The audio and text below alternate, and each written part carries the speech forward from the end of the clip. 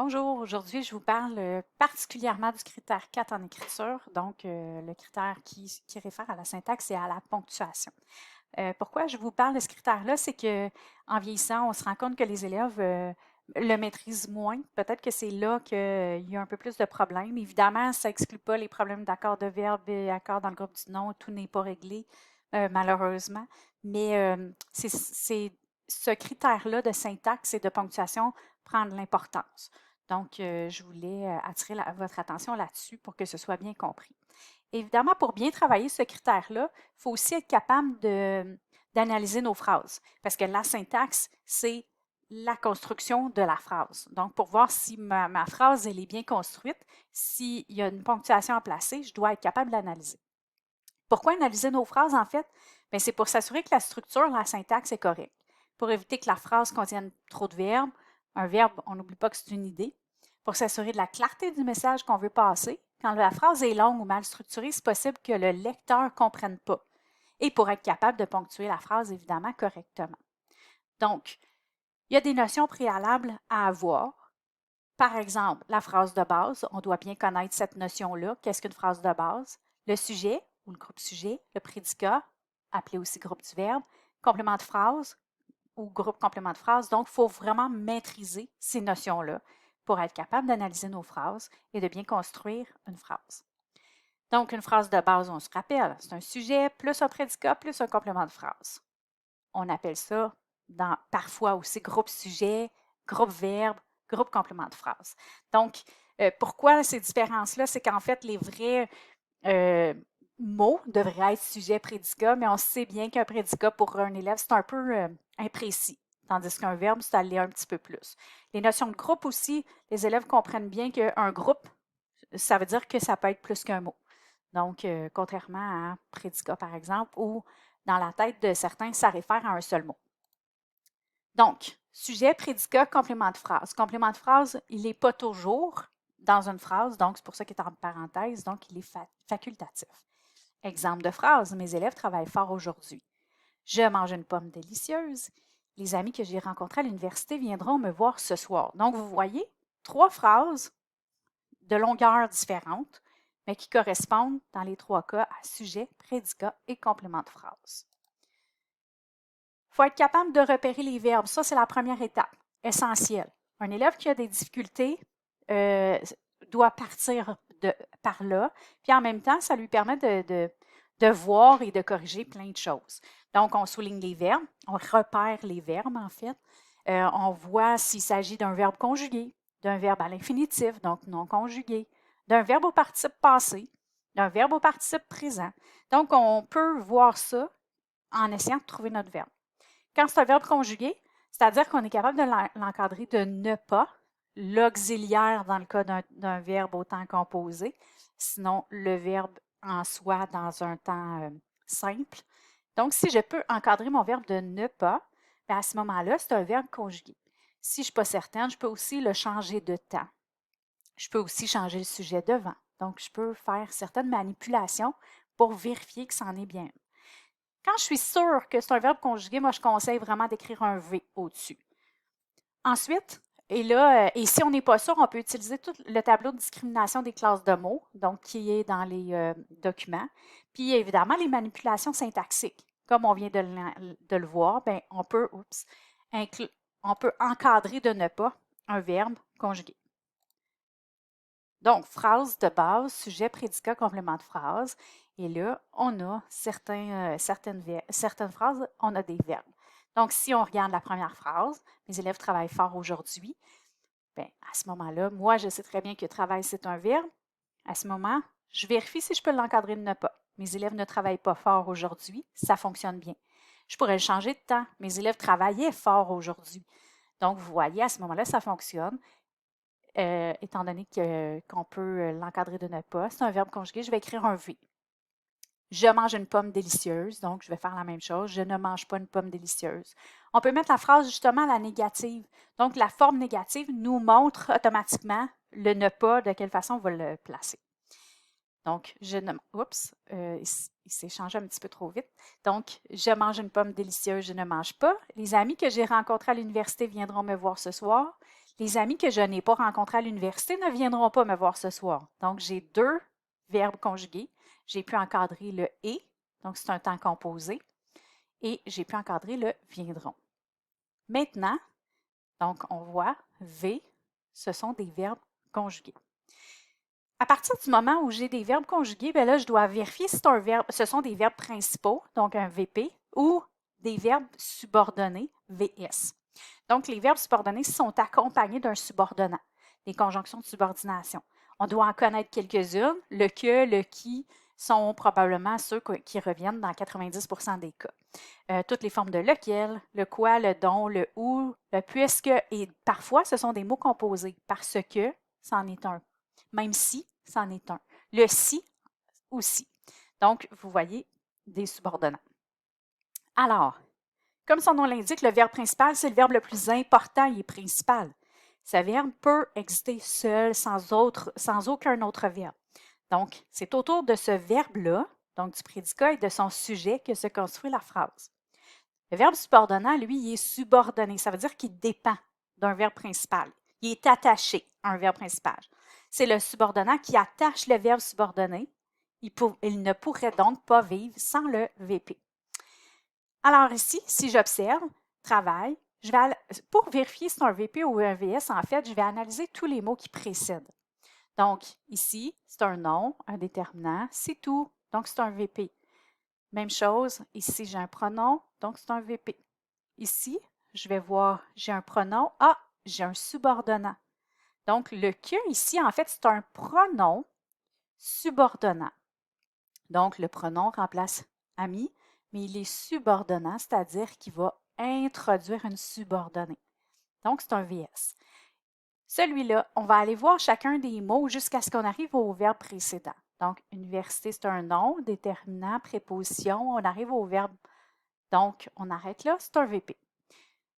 Je peux avoir juste, en fait, un subordonnat va être attaché seulement à un verbe. Et là, on voit ici, voir, pour un élève qui aurait pu penser que c'est un verbe, évidemment, c'est un verbe. Sauf que, est-ce qu'il est conjugué? Non. Je ne peux pas mettre ne pas de chaque côté. Je pourrais mettre ne pas ensemble avant.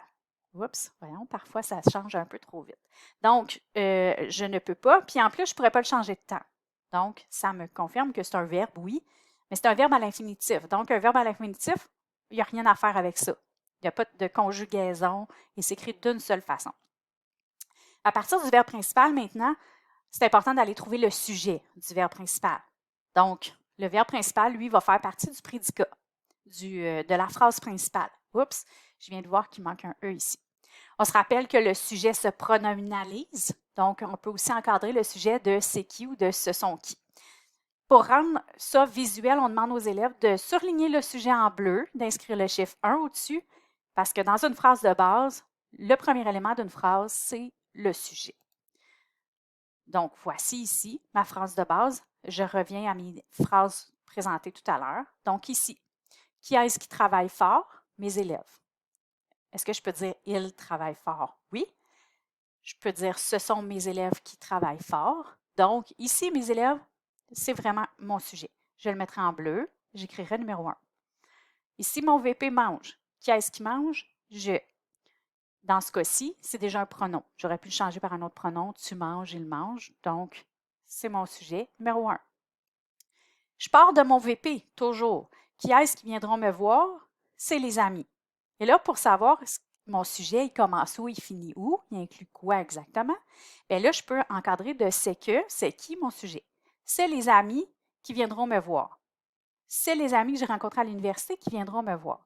En fait, si je remplace maintenant par un pronom, il ici, est-ce que je pourrais dire ils que j'ai rencontrés à l'université viendront me voir? Non. Je pourrais dire ils viendront me voir. Donc, mon sujet va être les amis que j'ai rencontrés à l'université viendront me voir, numéro 1. Donc, on voit en bleu et dans certains cas, j'ai remplacé par un pronom, comme je l'ai fait dans la diapo précédente. À partir du verbe principal, maintenant, il est possible de faire l'accord du VP avec son sujet. Donc, évidemment, Pour les élèves qui sont capables de faire plus qu'une étape en même temps, c'est important pour intégrer cette étape-là comme il faut, parce que sinon, ça devient très lourd. Pour un élève qui n'y arrive pas, on va y aller étape par étape. Donc, ici, ben, je peux aller tout de suite vérifier. J'ai mon sujet, j'ai mon VP. Est-ce que mon accord est bien fait? Donc, il travaille, ENT, oui, c'est bien ça. Je mange. Ici, c'est un verbe en ER. Les verbes en ER à la première personne, ça se termine par un E. Les amis que j'ai rencontrés à l'université viendront, ils viendront, ONT, parce que ONS, ce sera avec nous. Je pourrais tout de suite aller faire la même chose avec l'autre verbe, si je suis capable. Repérer le ou les compléments de phrase maintenant.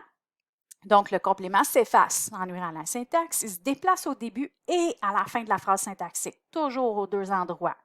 Il ne se pronominalise pas. Puis, pour le rendre visuel, on le met en rose, puis on écrit 3 au-dessus, parce que c'est dans la phrase de base, sa place, le troisième élément. Donc, mes élèves travaillent fort aujourd'hui. Ici, j'ai identifié mon verbe, j'ai identifié mon sujet. Maintenant, je vais aller voir dans les mots qui restent. Qu'est-ce que je peux effacer et déplacer? Est-ce que je peux enlever fort? Donc, fort, mes élèves travaillent aujourd'hui. Pas vraiment. Mes élèves travaillent aujourd'hui, donc je pouvais l'enlever, mais je ne pouvais pas le déplacer. Maintenant, mes élèves travaillent fort. Je peux enlever aujourd'hui. Est-ce que je peux dire aujourd'hui, mes élèves travaillent? Oui. Donc, aujourd'hui, complément de phrase. Je mange une pomme délicieuse. J'ai aucun mot. En fait, j'ai le mot délicieuse que je pourrais enlever, mais évidemment, je ne peux pas le déplacer. Délicieuse, je mange une pomme, ça ne fonctionne pas. Donc, pas de complément de phrase. Ici, viendront me voir ce soir. Donc, les amis que j'ai rencontrés à l'université viendront. Je pourrais dire juste ça, mais me voir, je ne peux pas le déplacer. Me voir, les amis que j'ai rencontrés à l'université viendront. Par contre, est-ce que je peux déplacer ce soir? Oui. Donc, ce soir, les amis que j'ai rencontrés à l'université viendront. Donc, complément de phrase, ce soir. Donc, à ce moment-ci, j'ai trouvé mes compléments de phrase. À partir du VP, on trouve les compléments du verbe. Donc là, tout ce qui ne fait pas partie du sujet, au groupe sujet qu'on a mis en bleu, tout ce qui ne fait pas partie du complément de phrase qu'on a mis en rose risque de faire partie du prédicat, groupe verbe, qu'on va mettre en jaune. Toutefois, ça se peut que des marqueurs de relation, conjonction, certains groupes de mots sans fonction ne puissent pas être dans aucun des groupes. Donc, à ce moment-là, c'est vraiment une autre étape d'analyse. Sauf que la plupart du temps, ce qui me reste, ça va être les compléments du verbe. Compléments directs puis les compléments indirects.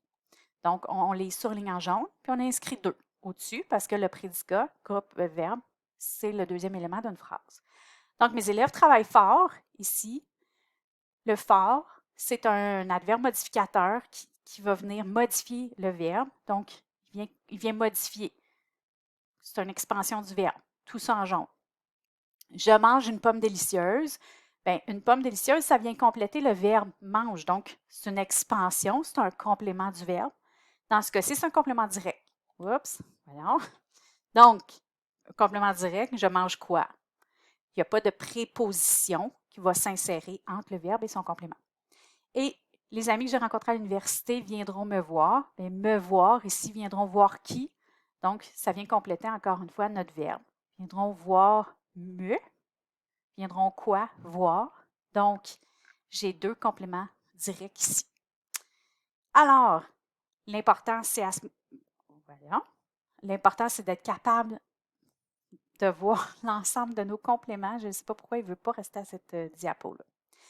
Donc, maintenant, on vérifie l'ordre. Avec les couleurs, ça va vraiment mieux. S'il n'y a rien de brisé dans l'ordre, bien, il n'y aura pas de virgule. S'il y a des brisures, là, il va y avoir des virgules. Donc, c'est ce que je regarde. Numéro 1, numéro 2, numéro 3. J'ai oublié de l'écrire au-dessus du rose. Numéro 1, numéro 2. Numéro 1, numéro 2, numéro 3. Donc, aucune brisure. Pas de virgule à placer là. Donc, voici d'autres phrases plus complexes qu'on va analyser dans une autre vidéo. Donc, j'arrête ici pour le moment. Je vous donnerai des exercices aussi pour vérifier si vous avez bien compris et bien suivi votre petit devoir.